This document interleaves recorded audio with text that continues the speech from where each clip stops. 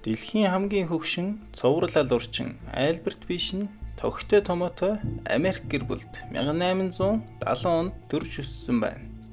Түүнийг төрөхөд Хамилтон гэж нэрлсэн боловч хожим тэрбээр 99-ээ сольсон юм.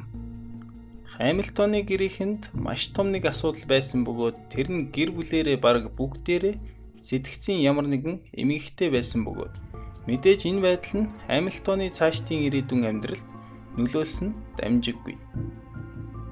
Түүний бага нас Гиген Жоны сургуулийн дотор байранд өнгөрсөн бөгөөд тэнд байхдаа Хамилтон анх өөрийнхөө биеийг өвтгөж мөн бусдын биеийн өвдөлтийг харж таашаал авч үтсэн байдаг. Тэрээр насан туршигцээ Нью-Йоркот руу нүүж өөрт нь огт таалагддаггүй байсан Хамилтон нэрээ Альберт болгон өөрчилжээ. Удалгүй Пиш гэр бүлтэй болон 6 хүүхдийн аав болсон байна. Дашрамт хэлэхэд тэрээр сайн эцэг гэж тооцогддог байсан маш хачирхалтай. 1924 оны 7 дугаар сарын 14-нд 8 настай Фрэнсис Макдоналд гэдэг хүү Орос сургуугүй алах болох нь тэр. Тоглоомын талбайгаас Жалкуг нэгэн туранхай саарл сахалтай хүн дагуулад явахыг найз нар нь харсан байна. Хүүг цагдаа нар хэрэг гарсан өдөр ойролцоо хойно төгөлд маш ихээр зодуулж өмдний шуумгаар нь боож алсан байдалтай олжээ. Цагдаагийн газар саарл хүн гих нууц ажиллагааг эхлүүлсэн байдаг бөгөөд энэхүү ажиллагаа нь эхнээсээ урагш муутай байсан бөгөөд тухайн цаг үед иймэрхүү нонц ностой гэмт хэрэг бараг гардаггүй байсан болохоор тэдгээрийг илрүүлэх тогтсон арга барил туршлагагүй тул эрен сурвалжлах ажил ямар нэгэн үр дүнд хүрлгүй хэсэг хугацааны дараа хаагдсан байна. 1927 оны 2 дугаар сарын 11-нд дахин 4 настай Билли Гафни гэдэг нэртэй хүү Орос сургуугүй алга болов. Энэ удаа ердөө ганц л гисч байсан бөгөөд тэр нь 3 настай бяцхан хүү байв. Гэрч хүү цагдаагийнханд мэдүүлэхдээ Гафниг бүүгийн хүн авч явсан. Тэр гэхдээ тийм ч амар биш. Харин ч ийдэг. Тэр ч байтугай намайг сахлаараа оролдохыг зөвшөөрсөн гэжээ. Тухайн үеийн цагдаагийн ажилтнууд туршлага дутав. Дээрэс нь хайнга ажилласны улмаас хэргийн явц удааширч хэргийг илрээгүй хэргийн тоонд оруулсан байдаг. Жил гаруй хугацаа өнгөрсний дараа тодорхойлбол 1928 оны 6 дугаар сарын 3-нд дахин нэг хүүхэд алга болсон байна. Магадгүй энэ хамгийн амар хэрэг байх. Эдвард Баадгийн хэр сонинд туслах ажилтан авна гэсэн зар тавилсан бөгөөд тэрхүү зарын дагуу тэдний гэрт туранхай саарл сахалтай Фрэнк Говард гэж өөрийгөө танилцуулсан өндөр өвгөн ирсэн байна. Цэвэрч Нимба ийдэг зантай тус өвгөн Баадын гэр бүлийнхэнд маш их таалагдсан гэдэг. Дараагийн удаа өвгөн ирэхдээ Баадын бага охин 10 настай Грэстэй танилцжээ. Тэгээд өвгөн бяцхан охиныг нэгэн баярт авч явахыг эцэг эхээс нь буйсан гэдэг. Нэг найзынх нь зээгийн төрсөн өдөрт хамт очих бөгөөд тэнд маш олон хүүхдүүд цугларна гэж ярьсан бөгөөд хөөрхий охин үүнийг сонсоод хөөрөн эцэг эхээсээ зөвшөөрөхийг маш их гуйжээ. Ээж аав нь хэсэг тэнэгэлцсэний эцэс зөвшөөрснөөр амьдралдаа хамгийн аимшигтай том алдаагаа хийсэн байдаг. Мэдээж хөөрхий охин ямар ч Фрэнк Гордонтой биш, харин Альберт Фишийн гараас хөдлөн явсан бөгөөд хизээч гэртээ эргэж ирээгүй билээ.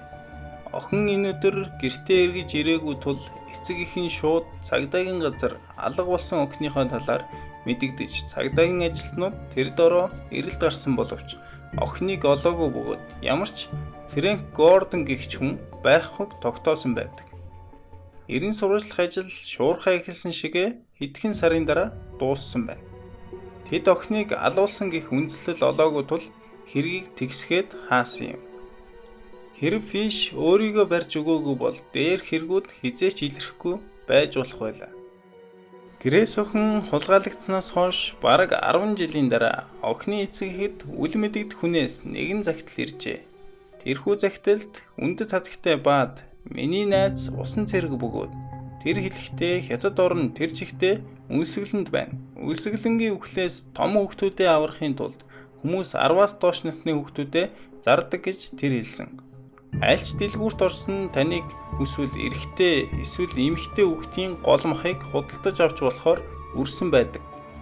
Хүүхдийн хамгийн амттай хэсэг нь өгзөг бөгөөд хамгийн их үн хүрдэг гин. Миний найзад хүний мах ихээр таалагдаад зогсохгүй. Хэсэг хугацааны дараа Нью-Йоркт эргэж ирээд 7 бас 11 настай 2 хүүхдийг хулгайлан тэднийг хотын захад байдаг байшингийнхаа бие засах газар нууж байгаад алж махыг нь идсэн гэсэн. Тэр үед би зүүн гудамжны 409 тоотод амьдарч байсан юм. Найз маань надад хүний махны сайхан амттайг олон удаа шагшин магтсан болохоор би ч гэсэн амсаж үдмээр санагдсан юм. Тэгээд би 1928 оны 6 дугаар сарын 3-нд танай гэрт очин Грейстэй танилцсан юм. Би түүнийг нэгэн баярт хамт явахыг санал болгоход та нар зөвшөөрсөн. Би өртөж бэлдсэн байшин түүнийг авчираад гадаа цэцэг түүгээд намайг хүлээж вэ гэж хэлээд өөрөө дотгошоо орж хамаг хувцаа тайлсан. Учир нь би энэ зүйлийг хийвэл хувцаа нүл цус болгоно гэдгийг ойлгож байсан юм. Бэлэн болонгуудаа охиныг дуудан өөрөө хаалганы араар нуугдсан.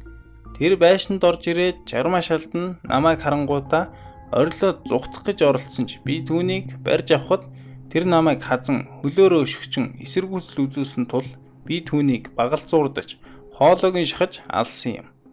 Дараа нь түүний зөөлөн махыг шарх шүүгэндээ шарж идсэн. Ямар сайхан амттай байсан гэж түүний махаар би 9 хоног хооллсон. Харин би түүнтэй секс хийгээгүй. Уг нь болохол байсан. Охин онгоноороо өгсөн гэж бичсэн байлаа.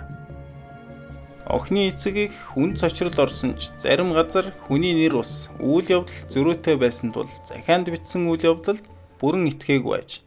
Ер нь Фиш ямиг сайн санахгүй хольж утгадаг байжээ. Харин энэ хэргийг мөрдөж байсан мөрдөн байцаагч Уильям Кинг өөр бодолтой байлаа. Тэрвэр асар их өргөн цар хүрээтэй мөрдлөг явуулсан ч алуурсныг бараг тохиолдлоор барьсан гэдэг. Дээрх цагтл Нью-Йорк хотын жолооч нарын хүмүүнлэгийн холбооны жижигхэн 6 өнцөг тэмдэгтээ дугтуун дотор иржээ. Холбооны жижүүр уг дугтуунуудаас хэдийг нь гэрлүүгөө авч явсан ч баруун дүүргийн 52 дугаар гудамжны 200 тоотод орхисон гэж цагдаад мэдүүлсэн байна. Уг өрөөний эзэн авгай өрөөгөө хэдхэн хоногийн өмнө гараад явчихсан Фишэд хөслүүлдэгэ хэлжээ. Мөрдөгч Уильям Кинг Фишиг эрхийг өгөхгүй хэлээсээр нүүр тулуун уулзжээ. Цагдаагийн газар очиж мэдүүлэг өгөхийг зөвшөөрсөн боловч хаалган дээр ирээд мөрдөгч рүү 2 гартаа утга барин дайрчээ. Мөрдөгчээр алуурчин үгнийг аюулгүй болгож Бруклин дүүргийн Торилобусны жолооч Сэжигтэн Фишийн зургийг хараад 1927 оны 2 дугаар сарын 11-нд алга болсон жаал хүүтэй хамт Торилобусанд сууж явсан хүн мөн болохыг таньжээ. Түүний ярьснаар бол Фиш ээжигээ дуудан уйлгнах хүүг тайвшруулах гэж оролдож байснаа удалгүй дотор нь өөр санаа төрөн хүүг хөтлөн буусан байна. Хүүгийнхээ өвхлийн талаар мэдэх гэж Билигийн ээж Фиштэй шоронд уулзсан бөгөөд хүүгийн ээж тандан би түүнийг Райкер гудамжны эзэнгүй байшинд авчираад хувцсыг нь тайлж аманд нь алчуурч ихэн хөл гарыг нь хүлээд орхиод явсан. Маргааш үдээс хойш 2 цагийн орчимд буцаж ирээд хүүгийн нүцгэн үзийг цус гартал зодсон. Тэгээд түүний нүдийг нь сохлоод дараа нь чих хамрыг нь ногтолж авсан. Удалгүй хүү цус алдаад үхчихсэн. Дараа нь 4 шууданд хүүг мөчилж хийгээд цөөрөм тайсан. Гэртээ ирэхдээ би хэд хоног идэх ангалтай махтай ярьсан. Түүний жижигхэн үгзийг 25 минут хэртээ шарах шүүгэн шараад дараа нь түүн дээрээ литр ус нэмээд сонгон амтлагч хийгээд 2 цагийн дараа идэхэд ямар сайхан амттай байсан гэж боддоо. Хүүгийн чинь махыг би 4 хоногийн дотор л идсэн. Харин эргэтнийг нь даахгүй болохоор жорлон тайчихсан гэж хэнэгч үгүй хэлжээ. Түүнийг эмчийн үзлэгт оруулахад хэвлийд нь 27 ширхэг зүү илэрсэн байна. Тэдгээрийг Фиш өөрөө гидсэндээ зоосон бөгөөд хожим ярихдаа янз бүрээр өөрийгөө тарчлаан зовоож таашаал авдаг хэмээн тайлбарлсан байна.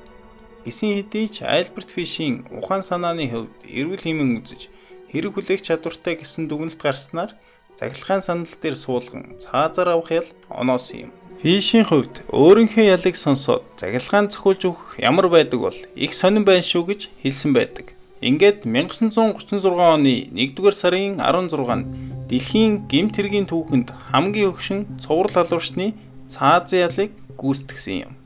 Эцэст нь хэлэхэд та бидний хамны цаана хашааны буландч иймэрхүү хүн дүрстэй араатнууд мэрсэр байгаа гэдгийг сануулж хэлмээр байна.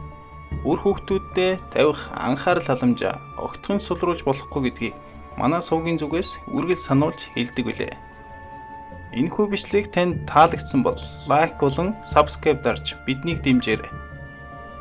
Дараагийн удаа ямар сэдвээр бичлэгүүдийг үзмээр байгаагаа сэтгэл хэсэгт бичиж үлдээгээрэй. Баярлалаа. Баяртай.